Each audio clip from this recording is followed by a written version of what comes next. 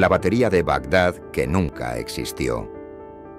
En 1938, un ingeniero alemán que trabajaba en Irak, Wilhelm König, estaba buscando restos antiguos cerca de un pueblo llamado Yafayi, muy cerca de la antigua Bagdad. Un día los obreros le trajeron algo raro: un montón de tubos de cobre, trozos de cerámica y cables muy finos que parecían hechos ayer mismo.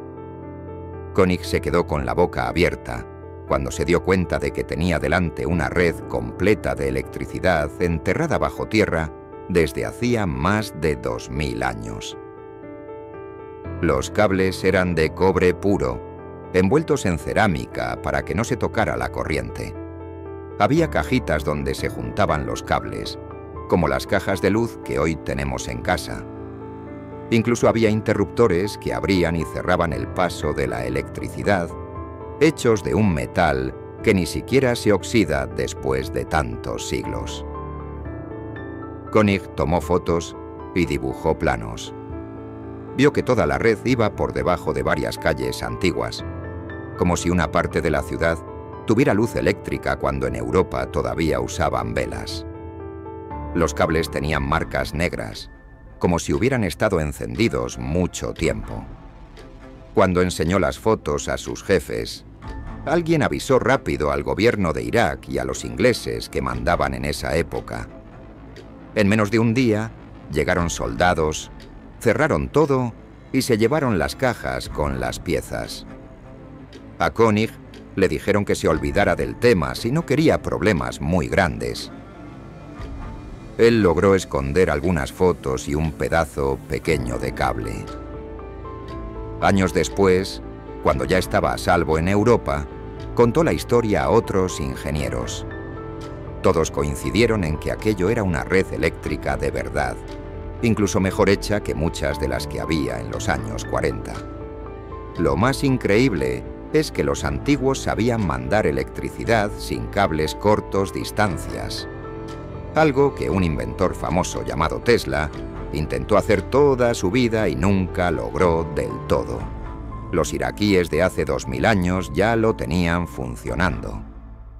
Hoy, si preguntas en los museos por esas piezas, te dicen que nunca existieron. El lugar donde las encontraron está bajo una base militar y nadie puede entrar. Las pocas fotos que quedan circulan por internet, pero siempre dicen que son falsas. Algunos ingenieros que han visto las copias de las fotos aseguran que los cables estaban conectados a algo que generaba mucha energía, aunque nunca encontraron la central eléctrica. En el desierto, cerca de ahí, hay zonas donde las brújulas se vuelven locas, como si todavía hubiera algo funcionando debajo de la arena. Durante muchos años intentaron decir que solo eran baterías pequeñas para dorar joyas. Pero las baterías pequeñas no necesitan kilómetros de cable bajo tierra, ni interruptores que duren 2000 años sin pudrirse. Era una ciudad con luz eléctrica cuando en el resto del mundo ni siquiera sabían qué era la electricidad. La historia quedó enterrada. Los libros de historia siguen diciendo que la electricidad la inventó un italiano en el año 1800. Y nadie habla de que 2000 años antes ya había barrios enteros iluminados en la antigua Bagdad. Los cráneos que proyectan el futuro. En los años 20, una niña inglesa llamada Anna Mitchell Hedges viajaba con su papá adoptivo por selvas de México, Belice y Honduras, buscando ciudades perdidas. Un día, en un templo cubierto de árboles, Ana vio brillar algo entre las piedras. Era una calavera de cristal del tamaño de una cabeza humana, perfecta, sin una sola marca de herramienta. En los años siguientes, encontraron 12 calaveras más, todas iguales, cristal puro, ojos vacíos y mandíbula que se movía como si estuviera viva. No eran las calaveras falsas que venden hoy a los turistas. Estas estaban hechas de un solo bloque de cristal y brillaban con cualquier luz. Lo más raro pasaba cuando les daban luz fuerte o luz negra. Dentro del cristal aparecían imágenes flotando como televisión, pero sin pantalla. Se veían mapas de estrellas que ya no están en el mismo sitio, números y dibujos que parecían planos de máquinas muy avanzadas. Anna guardó una calavera toda su vida. En los años 70, la empresa Hewlett-Packard, que hace computadoras, pidió estudiarla en secreto. Los científicos se quedaron mudos. Dijeron que era imposible tallarla hoy en día sin romper el cristal, y mucho menos hace miles de años. Una noche, en un laboratorio oscuro, encendieron luces especiales y la calavera proyectó una imagen de la Tierra vista desde muy lejos, con fechas que todavía no han llegado. Todos los que estaban ahí se asustaron tanto que apagaron todo y nunca más hablaron del tema. Poco después, empezaron a desaparecer las calaveras. Las que estaban en museos las quitaron para limpiarlas y nunca volvieron. Las que tenían personas privadas las compraron gobiernos o se las quitaron con amenazas. Hoy solo se ven copias feas de plástico o cristal barato. Las 13 calaveras verdaderas están guardadas en sitios secretos que cambian cada cierto tiempo. Hay rumores de que las usan personas muy poderosas para ver cosas que van a pasar. Anna contó antes de morir que cuando las 13 calaveras estén juntas otra vez en el mismo sitio, van a mostrar todo el conocimiento que la humanidad perdió, y que por eso nunca las dejarán juntar. Hay fotos antiguas donde se ve a los exploradores sacando las calaveras de templos verdaderos.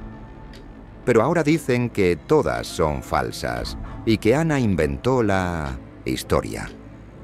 Aunque ella nunca cambió ni una palabra en 70 años de contar lo mismo.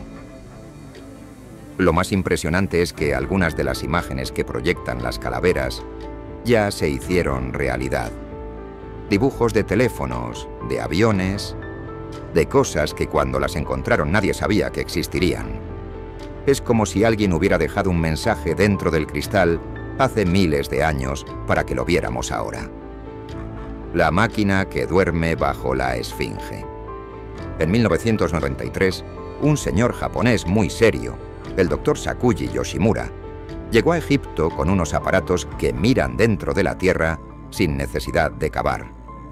Los puso delante de las patas de la Gran Esfinge, esa estatua gigante con cuerpo de león y cara de hombre que lleva miles de años mirando al horizonte. Lo que apareció en la pantalla dejó a todo su equipo con la boca abierta. Justo debajo de las patas había algo enorme, como una caja gigante hecha de metal, de unos 30 metros de largo. No era una tumba ni una sala secreta normal. Tenía paredes perfectamente rectas, habitaciones dentro y líneas que parecían cables o tubos. Lo más raro, el aparato empezó a detectar un latido, como si algo ahí abajo estuviera vivo y respirando energía muy despacio. El doctor Yoshimura estaba emocionado. Era el descubrimiento más grande de su vida. Mandó los primeros dibujos por fax a sus amigos en Japón antes de que nadie pudiera quitárselos. Pero a las pocas horas llegaron camiones del gobierno egipcio. Soldados con cara seria le quitaron los ordenadores, los discos y hasta los cuadernos donde apuntaba todo. Le dijeron que se tenía que ir del país en menos de 2 días y que nunca hablara de lo que vio. En Japón, los compañeros que recibieron los dibujos se quedaron helados. Llamaron a expertos en metales y les enseñaron los datos. Dijeron que ese objeto estaba hecho de un metal que no existe en la naturaleza, una mezcla imposible de fabricar hoy día. Además, parecía que llevaba funcionando miles y miles de años sin parar. Era como si alguien hubiera puesto una máquina gigante debajo de la Esfinge hace muchísimo tiempo y todavía estuviera encendida, esperando. Pasaron los años y mucha gente intentó volver a mirar con aparatos modernos. Todos vieron lo mismo. La caja de metal sigue ahí y sigue mandando ese latido lento de energía. pero nadie puede cavar. El gobierno egipcio dice que es para proteger el monumento. Puso cemento y guardias alrededor. Quien pregunta demasiado recibe amenazas o simplemente desaparece de la lista de permisos para siempre.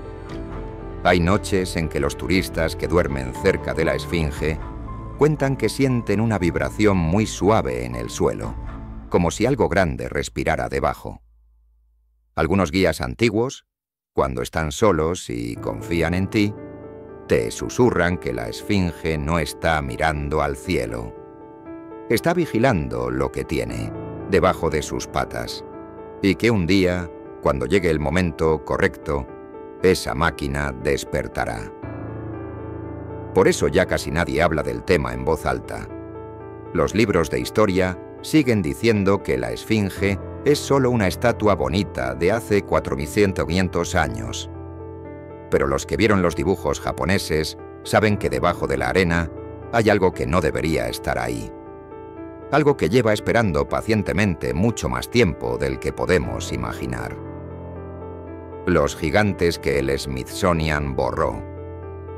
A finales del siglo XIX y principios del XX, en Estados Unidos no pasaba semana sin que un periódico contara que alguien había encontrado huesos gigantes.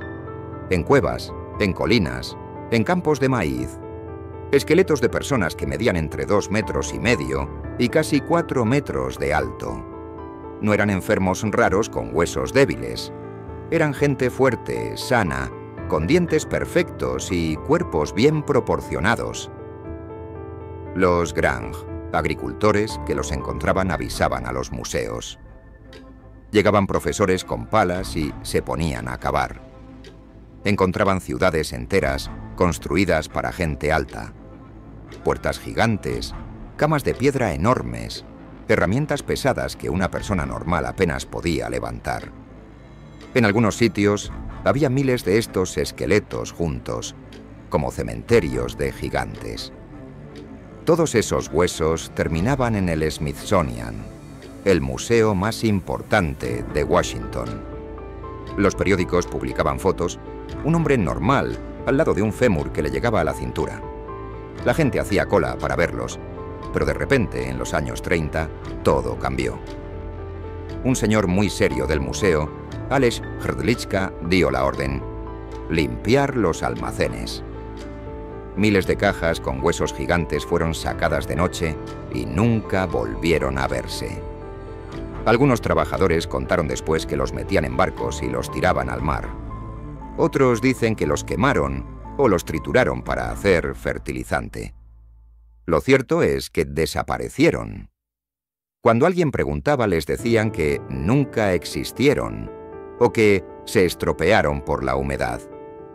Pero hay cartas secretas que se filtraron hace poco donde los propios jefes del museo admiten que los destruyeron a propósito para que nadie hablara más del tema.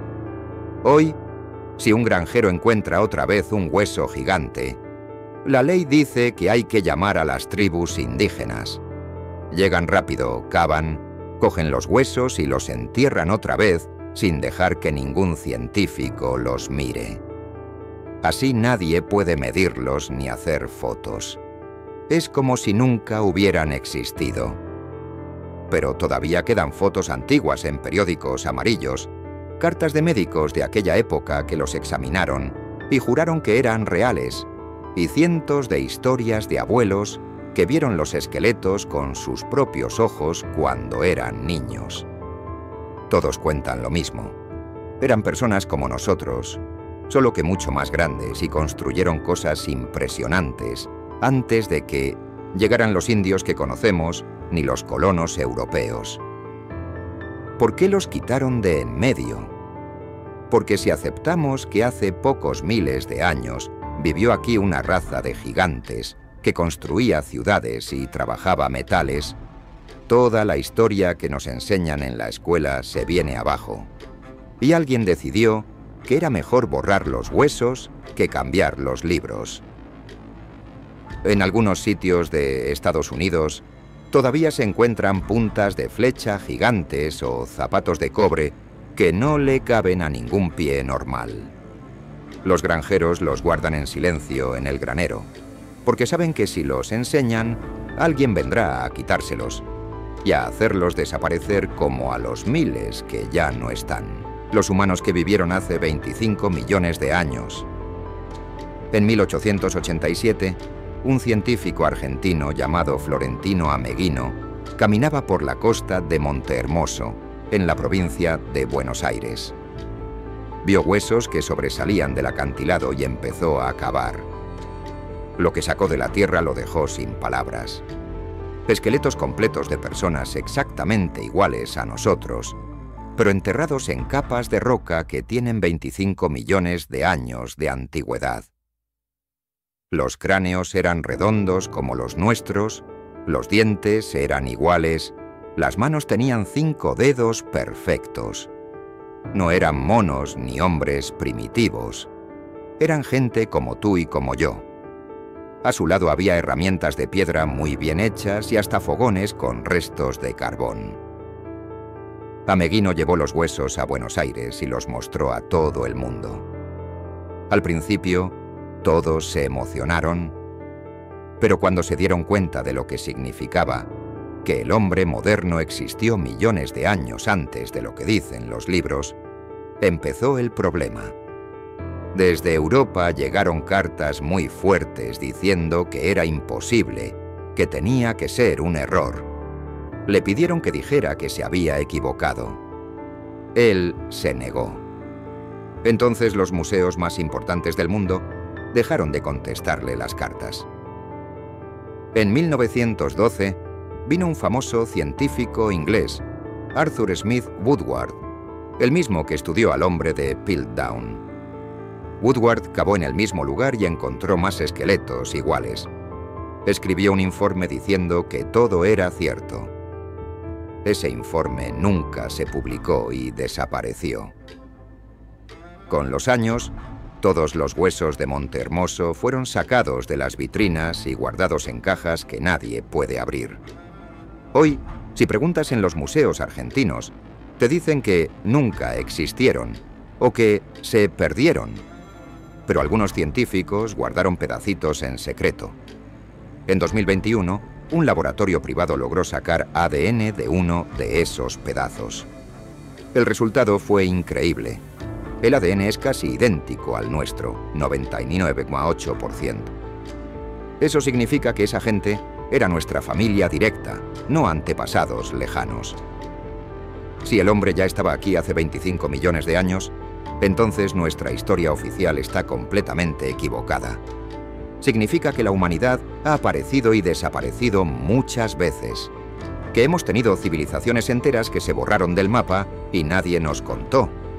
Por eso escondieron los huesos, porque si la gente supiera que ya estuvimos aquí tanto tiempo atrás, empezaría a preguntar qué pasó con esas civilizaciones antiguas y quién las hizo desaparecer. Hoy el acantilado de Montehermoso sigue ahí, pero nadie puede cavar. Está protegido por razones ambientales, y los pocos que intentan buscar terminan con problemas o sin permiso.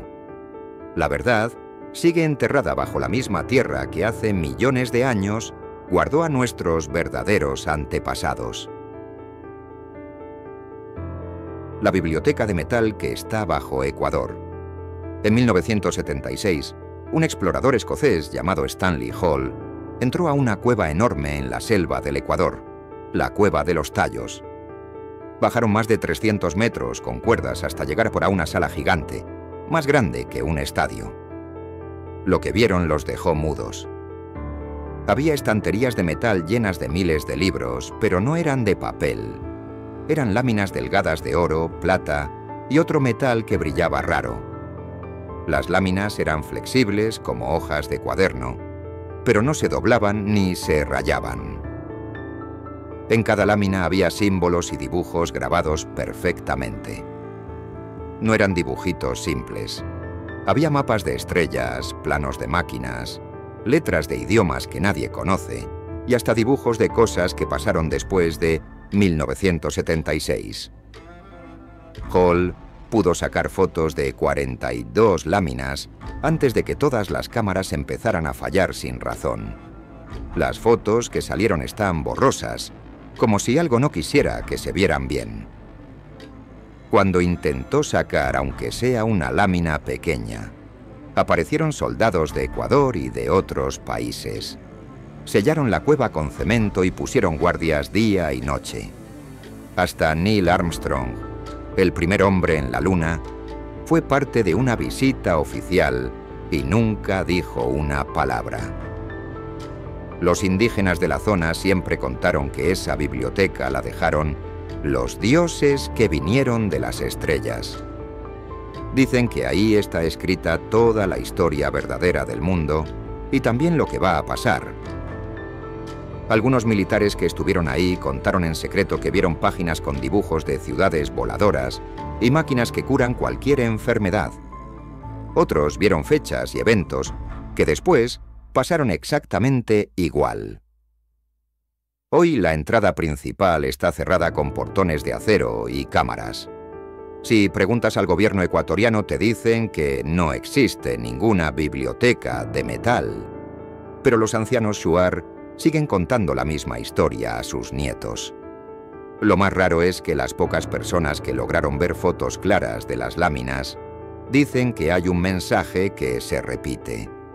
Cuando el hombre esté listo, volveremos a abrir la puerta. Esa biblioteca está ahí abajo, intacta, esperando. Miles de libros de metal que guardan la verdadera historia de la humanidad, escrita por alguien que sabía mucho más que nosotros. Y mientras no estemos listos, seguirá siendo el secreto mejor guardado de América Latina. El observatorio mecánico del Gobi que calculaba el cielo como un reloj perfecto. En 1954, un grupo de arqueólogos rusos trabajaba en pleno desierto del Gobi, muy lejos de cualquier ciudad. Cavaban en una zona donde el viento había dejado al descubierto unas piedras raras. De pronto, la pala de un obrero chocó contra algo duro. No era una roca normal. Era una pieza de bronce llena de dientes como un engranaje gigante. Limpiaron alrededor y apareció una sala enorme bajo la arena. Dentro había cientos de máquinas antiguas hechas de bronce y cobre, todas llenas de ruedas dentadas que encajaban unas con otras. Los arqueólogos se quedaron con la boca abierta. Aquellas máquinas parecían ordenadores mecánicos. Girando unas manivelas, las ruedas se movían y marcaban la posición exacta de la Luna, el Sol y los planetas en cualquier fecha que quisieras. Si ponías la manivela en el año 1200 a.C., te mostraba dónde estaba Marte esa noche. Si la adelantabas 1000 años, te decía cuándo habría un eclipse. Lo hacían con una exactitud que ni los mejores telescopios de los años 50 podían igualar. El jefe del equipo, un señor llamado Yuri Petrov, era un hombre tranquilo que tomaba muchas fotos. Llevaba un cuaderno donde dibujaba cada pieza. En una semana ya tenía más de 200 máquinas distintas. Había una especialmente grande, del tamaño de una mesa, con más de 500 rueditas. Yuri decía que era como un reloj que calculaba todo el cielo. Pero un día llegaron camiones militares. Los soldados bajaron con cara seria y dijeron que aquella zona ahora era secreta. Recogieron todas las máquinas en cajas de madera. Las subieron a los camiones y se las llevaron. A Yuri le quitaron la cámara, el cuaderno y hasta los lápices. Le hicieron firmar un papel donde prometía no contar nada, nunca. A los obreros les dieron dinero y los mandaron a casa. Al pueblo más cercano llegaron rumores de que habían encontrado algo peligroso para la ciencia. Los arqueólogos que preguntaban recibían la misma respuesta. Eso nunca existió. Años después, algunos de los que ayudaron a cargar las cajas contaron que las máquinas las metieron en un tren especial que iba rumbo a Siberia. Dicen que las guardaron en un búnker muy frío, donde todavía hoy las estudian ingenieros militares. De vez en cuando sale alguna foto borrosa en internet, pero siempre la borran rápido. Los que la han visto dicen que se ve una rueda con números grabados que predicen un eclipse que va a pasar dentro de muchos años. Hoy ese lugar del desierto está lleno de carteles que dicen «Zona militar, prohibido el paso». Nadie puede entrar. Los pastores que pasan cerca cuentan que a veces, en las noches muy tranquilas, se oye un ruido como de metal moviéndose bajo la arena, como si alguien todavía estuviera girando aquellas manivelas antiguas. Las piedras del desierto de Atacama que saben cosas que nadie debería saber. En 1966, un profesor chileno que se llamaba Carlos Brúlez estaba caminando por el desierto de Atacama, el lugar más seco del mundo. Buscaba restos antiguos cuando vio algo raro en el suelo. Piedritas redondas, del tamaño de una moneda, todas cubiertas de dibujos muy pequeños. Las recogió pensando que eran bonitas.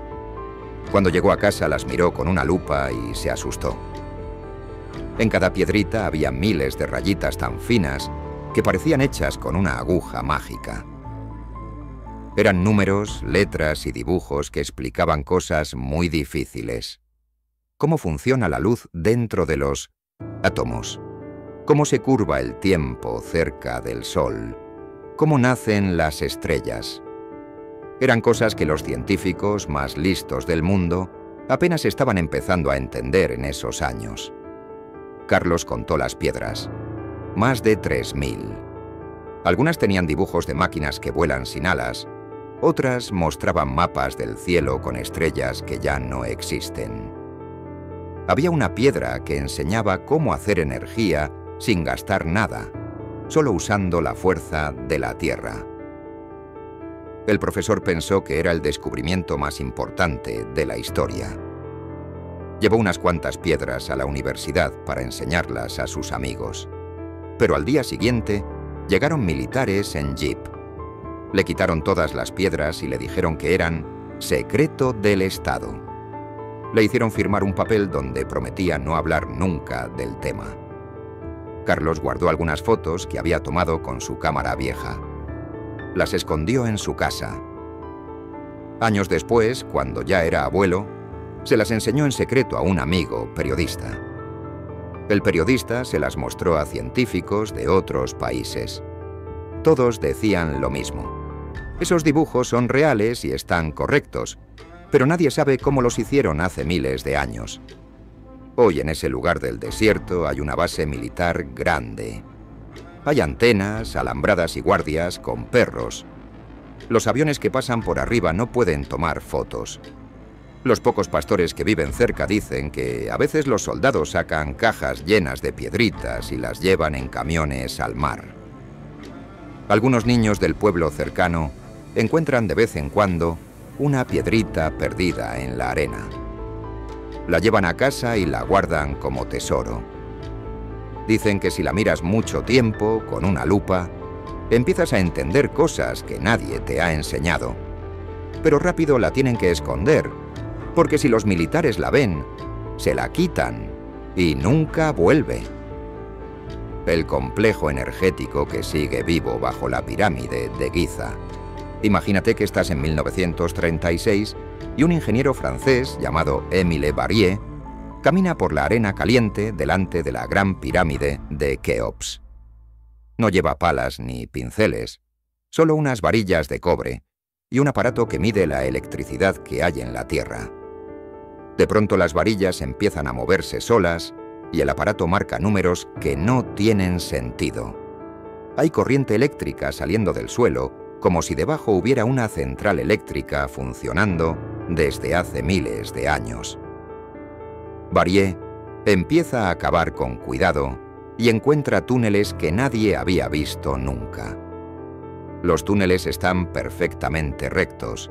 Las paredes son lisas, como si las hubieran cortado con láser, y van muy profundo, más abajo de lo que cualquier faraón pudo haber hecho con herramientas de cobre y piedra. Dentro de esos túneles, encuentra cosas que parecen sacadas de una película del futuro. Rollos enormes de cobre puro, cristales de cuarzo del tamaño de una persona, tubos de cerámica llenos de una arena extraña que brilla un poquito y piedras colocadas de forma que parecen antenas gigantes. Lo más impresionante es que cuando pone su aparato cerca de esas piedras, la aguja se vuelve loca.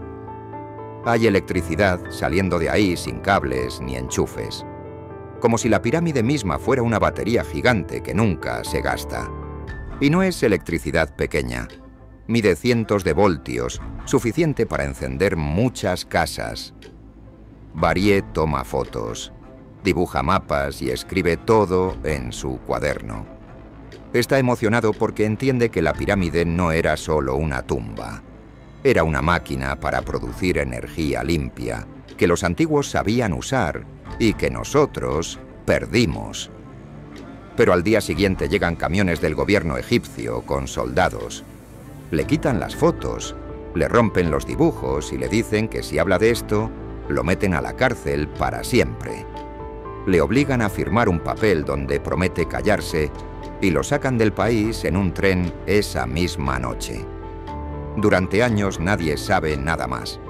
Pero en los 80 un grupo de ingenieros franceses vuelve de noche con linternas y aparatos modernos. Bajan por túneles secretos y miden lo mismo.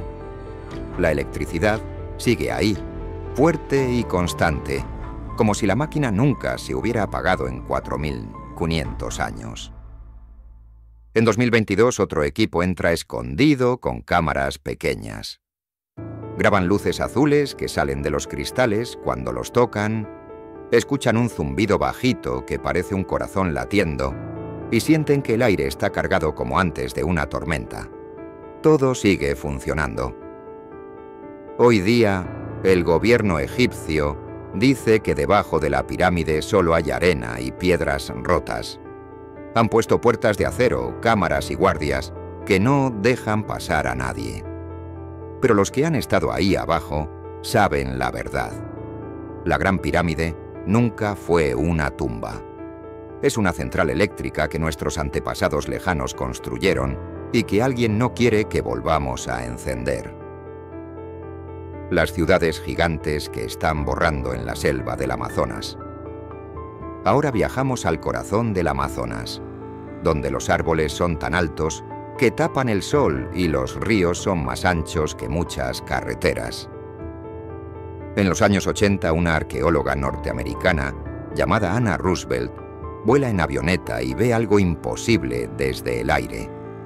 Líneas perfectamente rectas en medio de la selva, como si alguien hubiera dibujado una ciudad enorme con regla. Baja con su equipo y empieza a caminar. Encuentran caminos de 30 metros de ancho hechos de tierra negra muy fértil que ellos mismos inventaron. Esa tierra es tan buena que una hectárea alimentaba a cientos de personas sin cansar el suelo nunca. Más adelante aparecen montículos gigantes que en realidad son casas enterradas. Cada montículo tenía capacidad para miles de personas y estaban conectados por puentes y canales de agua perfectos. Había plazas, templos y hasta estadios para juegos. Encuentran cerámica hermosa con dibujos complicados y herramientas hechas con metales que necesitan hornos muy calientes, más calientes que los que tenían los europeos en esa misma época. Encuentran también restos de medicinas hechas con plantas que hoy usamos en hospitales. Lo más increíble es que toda esa zona podía alimentar a millones de personas sin talar la selva. Tenían huertos en varios niveles, peces en lagos artificiales y nunca les faltaba comida ni agua. Vivían mejor que muchas ciudades de hoy. Ana calcula que hace 1500 años había aquí ciudades más grandes que París o Londres en esa época, con calles limpias, agua corriente y leyes justas donde hombres y mujeres mandaban por igual. Eran sociedades felices y avanzadas. Pero desde los años 90 empezaron a llegar máquinas gigantes que tumban árboles día y noche. Empresas madereras y mineras queman todo y si encuentran restos antiguos, los aplastan con bulldozers o los dinamitan para que no quede nada. Los pocos indígenas que quedan cuentan que sus abuelos les hablaron de los tiempos de las ciudades grandes, y que un día los hombres de metal vinieron y todo se perdió. Hoy los satélites muestran que cada año desaparecen más pedazos de esas ciudades antiguas. Muchos arqueólogos intentan salvar lo que queda, pero les quitan los permisos o les cierran los caminos. Los que hablan mucho reciben amenazas o pierden su trabajo. Así, poco a poco, la selva se come lo que queda y el mundo nunca sabrá que aquí vivió gente que resolvió problemas que nosotros todavía no podemos. Dos secretos enormes que siguen vivos debajo de la Tierra y encima de la Tierra. Uno produce luz sin carbón ni petróleo desde hace miles de años. El otro enseñó a vivir en paz con la naturaleza cuando nosotros todavía peleábamos con lanzas. Los dos están siendo escondidos o destruidos para que sigamos creyendo que somos los primeros en saber algo. 10 descubrimientos, 10 silencios coordinados. Desde Irak hasta la Amazonia, desde el Gobi hasta Giza, la misma coreografía. Hallazgo que rompe el relato oficial. Intervención inmediata de gobiernos y museos. Confiscación o destrucción de pruebas. Descrédito del investigador. Borrado de los registros. Lo que une estas historias no es su carácter extraordinario, sino la reacción idéntica ante ellas. Cuando la evidencia amenaza la línea temporal que sostiene poder, religión, economía y prestigio académico, la evidencia desaparece. Nos han enseñado que el progreso es lineal y que somos la cima. Estos 10 casos demuestran que hemos subido y bajado esa escalera muchas veces, que hubo quienes conocieron secretos que apenas estamos redescubriendo, y que cada vez que alguien los encuentra de nuevo, alguien más se encarga de volver a enterrarlos. La pregunta ya no es si nuestro pasado fue mucho más grande de lo que nos cuentan. La pregunta es, ¿cuánto tiempo más nos van a impedir recordarlo?